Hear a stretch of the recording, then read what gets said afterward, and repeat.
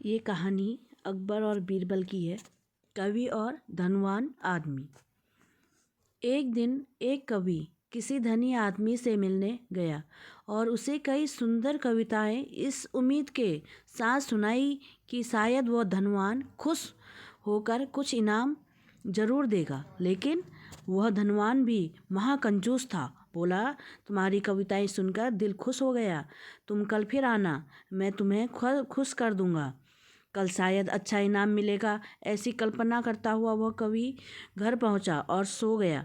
अगले दिन वह फिर उस धनवान की हवेली में जा पहुंचा। धनवान बोला, सुनो कवि महाशय, जैसे तुमने मुझे अपनी कविताएं सुनाकर खुश किया था, उसी तरह मैं भी तुमको बुलाकर खुश हूँ।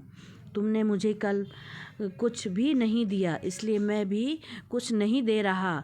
हिसाब बराबर हो गया। कवि बेहद निराश हो गया। उसने अपनी आप बीती एक मित्र को कह सुनाई और वह उस मित्र ने बीरबल को बता दिया। सुनकर बीरबल बोला, अब जैसा मैं कहता हूँ वैसा करो। तुम उस धनवान से मित्रता करके उसे खाने पर अपने घर बुलाओ, और हाँ, अपने कवि मित्र को भी बुलाना मत भूलना। मैं तो खैर वहाँ मौजूद रहूँगा ही। कुछ दिन बाद बीरबल की योजना अनुसार कवि के मित्र के घर दोपहर का भोज का कार्यक्रम तय हो गया।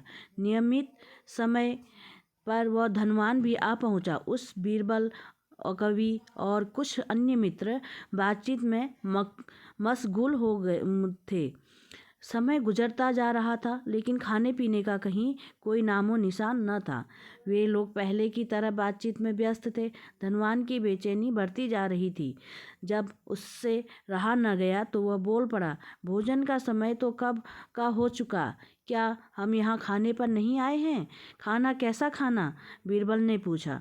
धनवान को अब गुस्सा आ गया। क्या मतलब है तुम्हारा?